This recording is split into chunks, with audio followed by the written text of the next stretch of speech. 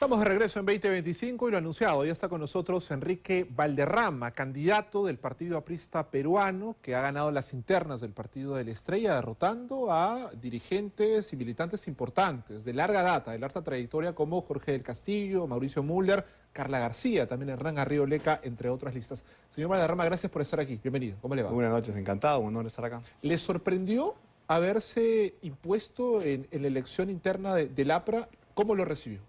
Bueno, primero con inmensa alegría. Creo que es un alto honor, definitivamente. Y evidentemente impone un momento de reflexión, de responsabilidad. Creo que hay que tomar nota de lo que nos está diciendo el pueblo aprista. Ha habido por lo menos 4 fórmulas que han tenido una atracción de voto militante importante. La de Hernán Arrioleca, la de Jorge del Castillo, la de Javier Velázquez.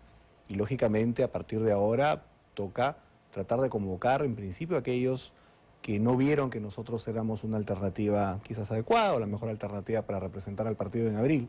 Creo que parte de la estrategia de hacerlo rápidamente es hacer un esfuerzo, sin duda, de convocatoria amplia, unitaria, definitivamente a otras expresiones.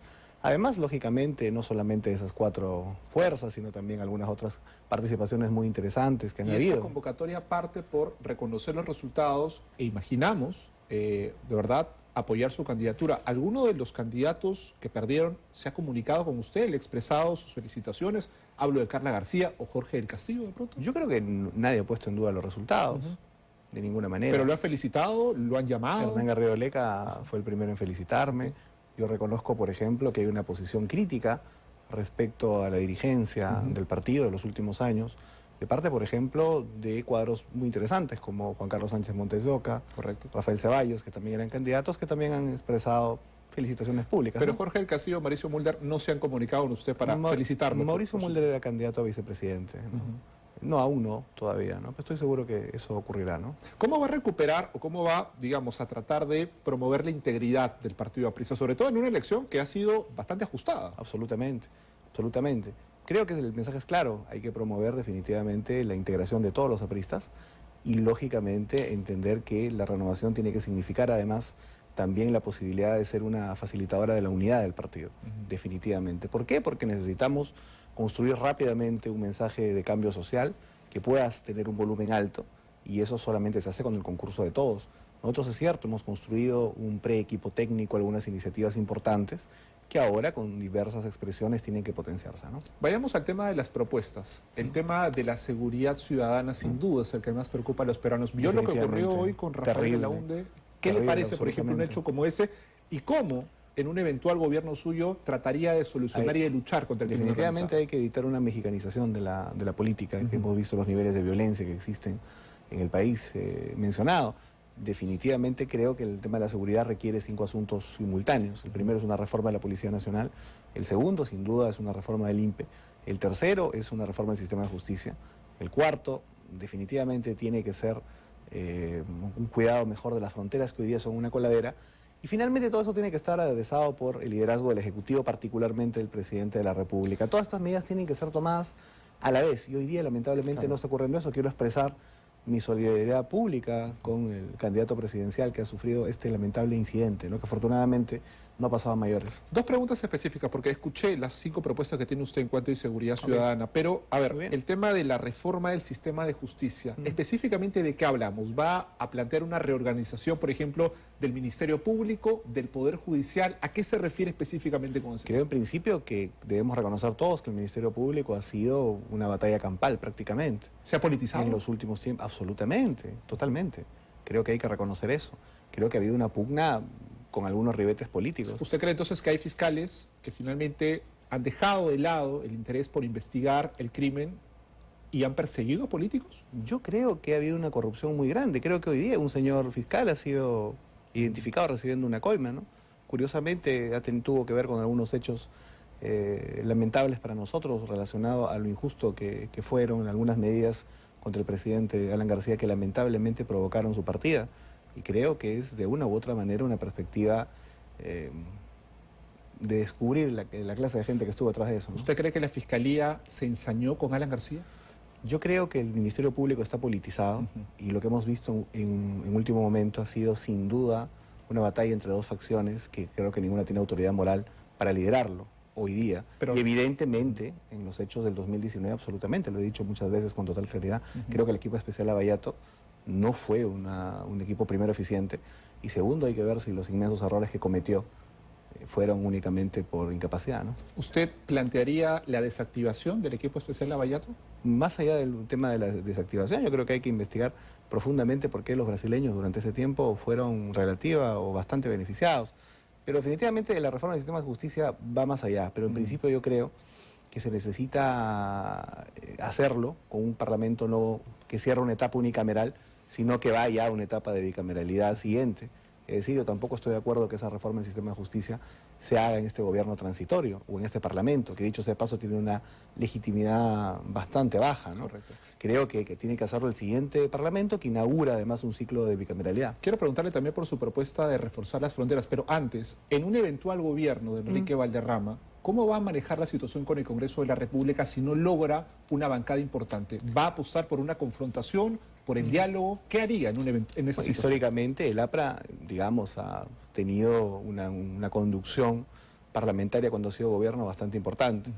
En el segundo gobierno no éramos mayoría, ni siquiera éramos la primera minoría. Pero en los últimos años en el Perú no ha sido así, por eso se lo pregunto. Evidentemente, porque no ha habido partidos políticos auténticos. Yo creo que lo que hay actualmente, lamentablemente, son vientres de alquiler, partidos cascarón, clanes familiares, partidos universidad, y creo definitivamente que el APRA es un partido de 100 años de historia, y una poderosa célula parlamentaria marcaría sin duda la diferencia, ¿no? Y de no ser así, ¿por qué va a apostar?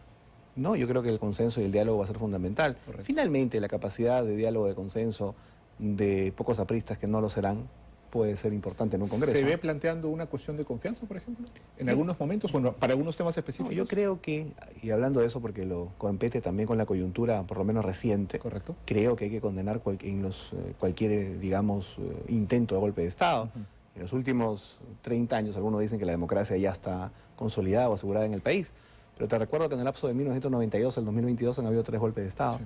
El APRA jamás se prestaría para un tipo de golpe de Estado, y además digo que todo aquel que haya atentado contra el orden constitucional merece ser castigado, sin duda. Vayamos al tema de su propuesta para reforzar las fronteras. Hay en estos momentos una preocupación grave por la situación de algunos migrantes que están en la frontera entre Perú y Chile. ¿Cómo haría, digamos, o qué haría usted en un eventual gobierno suyo con esa problemática? Bueno, primero tenemos que entender que hay determinadas circunstancias que tienen que tener un enfoque transnacional, que no son suficientes una mirada únicamente nacional.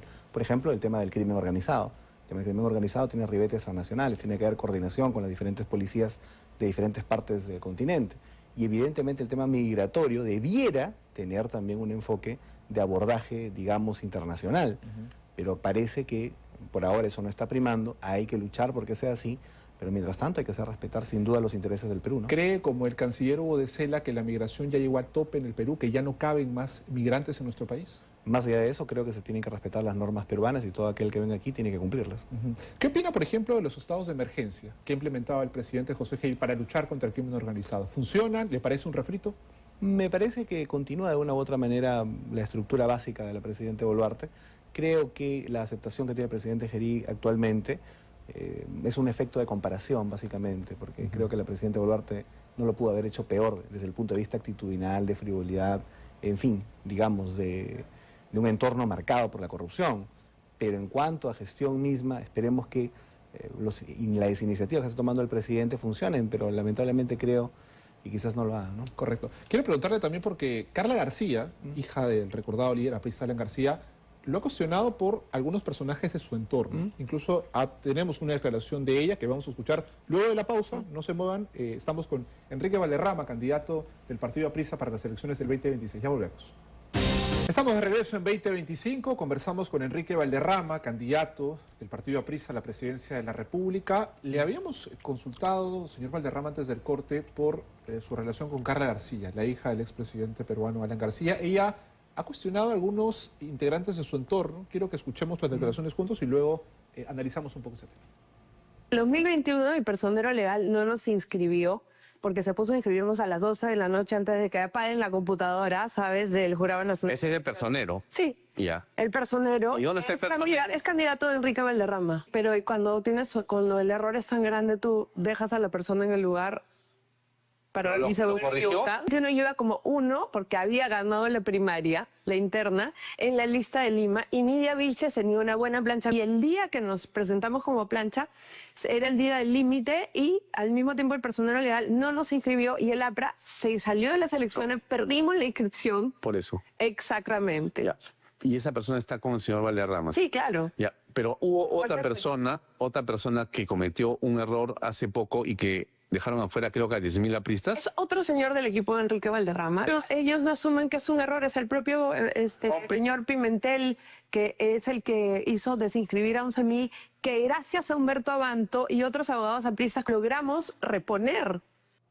Carla García habla del señor Pimentel, se ha tocado también el nombre del señor Arrunate, forman parte ellos de su equipo de Lo trabajo. acabo de declarar con claridad en Perú 21. No tengo ninguna relación política, ni ha colaborado de ninguna forma, tampoco desde el punto de vista técnico, el señor Arrunati, ¿no? ¿Qué reflexión sobre las palabras de Carla García? Creo definitivamente que hay que recordar que el Tribunal Constitucional, mediante una sentencia, en realidad 2 sentencias, señala que en el caso del PPC, el Jurado Nacional de Elecciones cercenó su derecho de participación política, igual que en el caso del APRA, exactamente igual. Por lo tanto, la narrativa que han tenido los líderes del partido, y evidentemente la nuestra propia, yo como miembro de la Comisión Política del partido, siempre ha sido que cuestionamos la actitud del señor Salas Arenas en ese momento. Me reafirmo en esa percepción. Correcto. Vayamos ahora al tema de la corrupción en el Perú.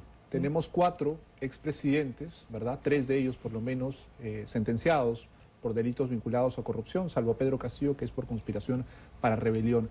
¿Qué reflexión hace al respecto? ¿Cómo podríamos, impulsaría, por ejemplo, una reforma política de llegar a Palacio de Gobierno?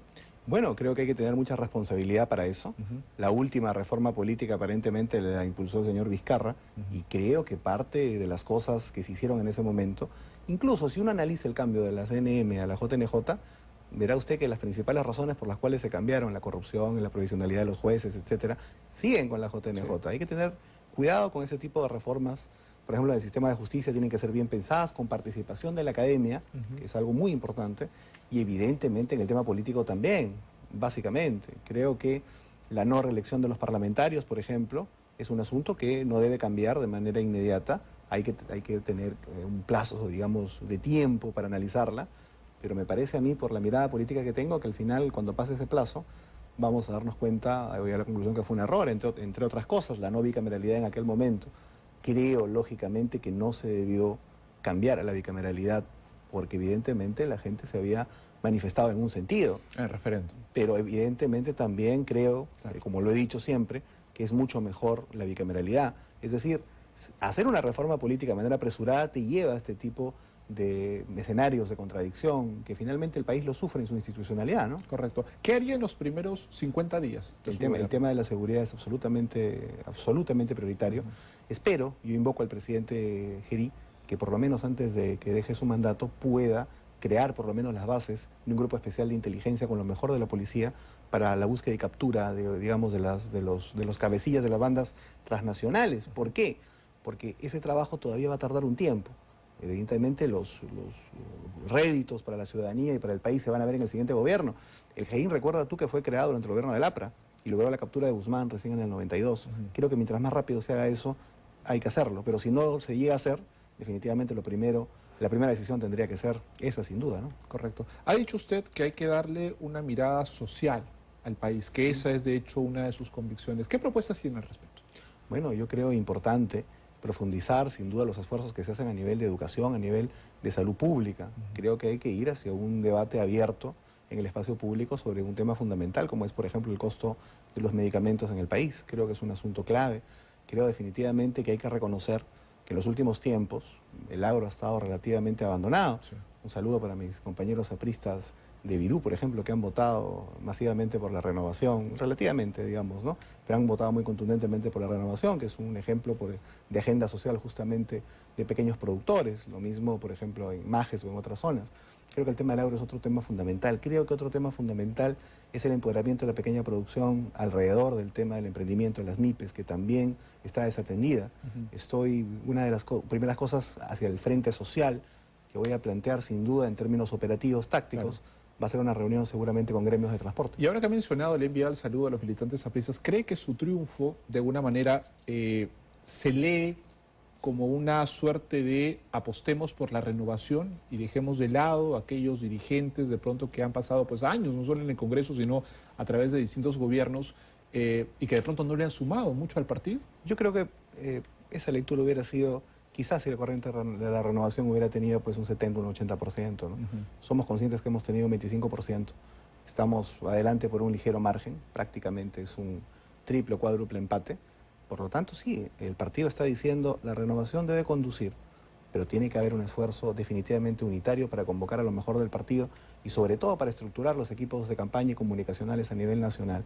Y en la tarea de la unidad voy a ser absolutamente firme, decidido y persistente. ¿Convocaría usted eventualmente a Jorge del Castillo, a Mauricio Mulder, a Javier Velázquez Equén como consejeros, ¿verdad?, de un eventual gobierno suyo? Yo creo que todo aprista que ha tenido experiencia en el Estado y que evidentemente no tiene impugnaciones de orden penal o judicial, definitivamente puede ser pasible de ser convocado. Me interesa en esta parte de posicionamiento de agenda social política, por ejemplo, a otras figuras, por ejemplo, como la de Luis Negreiros Criado, que creo que ha sido un ícono en el sindicalismo aprista, ¿no? Hablemos del tema económico, porque a ver, cuando se habla del APRA, pues mucha gente recuerda quizá el primer gobierno de Alan García, con algunos problemas en materia económica, y el segundo gobierno, que vale decir, hay que reconocerlo, fue muchísimo mejor. Me parece que usted lo sabe. Sí, pero yo veo a veces, ¿sabes qué? Que hay una memoria muy grande respecto a lo que pasó hace 40 años. Y pero no que lo que muchos pasó, recuerdan muy bien, sin embargo, seguramente, ¿no? Pero si uno compara lo que pasó ahora último, con lo que ha pasado con el señor del APRA, me refiero, lo que ha pasado luego con el señor Castillo, con el señor Vizcarra, con todo lo que ha venido después, creo que la memoria a veces falla. Claro. Entonces creo que hay que reconocer también que el segundo gobierno Sí. no fue mejor que el primero solamente.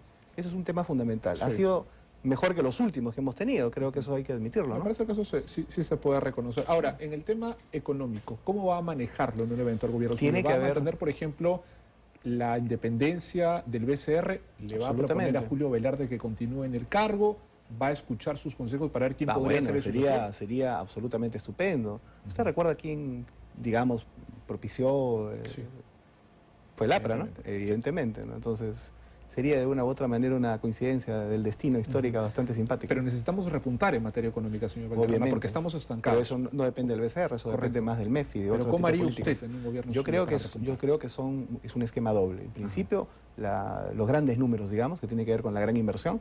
Por ejemplo, el tema de la apertura comercial y de la conexión del Perú con el mundo. Creo que hay economías a las que hay que acercarnos más. Hay que terminar ya de finiquitar el tema del TLC con la India. Creo que eso es algo fundamental. Indonesia es una potencia que se proyecta en los próximos años a ser la cuarta en PBI mundial. Creo que hay que acercarnos más también a ella.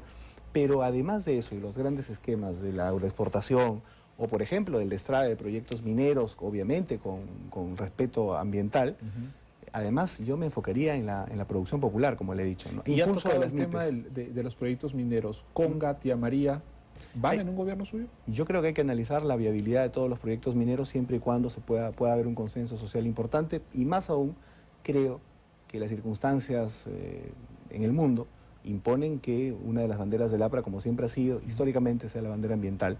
Y yo estoy seguro que la gran minería moderna puede cumplir esos estándares también. Correcto. Me gustaría ya para esta parte final, ¿verdad?, del programa, si me lo permite producción también, hacer una suerte de ping-pong. Yo le digo algunos nombres de algunos candidatos o políticos y usted me dice lo que piensa en una palabra de cada uno de ellos. Rafael López Aliaga, Conservador, Keiko Fujimori, complicado, José Gerí, duda, Carlos Álvarez, más dudas, Alfonso López Chau, interesante, bueno, Ronald Atencio, salto al vacío, Jorge del Castillo, experiencia, Mauricio Mulder, tribuno, Carla García, carismática. Dina Boluarte. Quisiera olvidar ese periodo.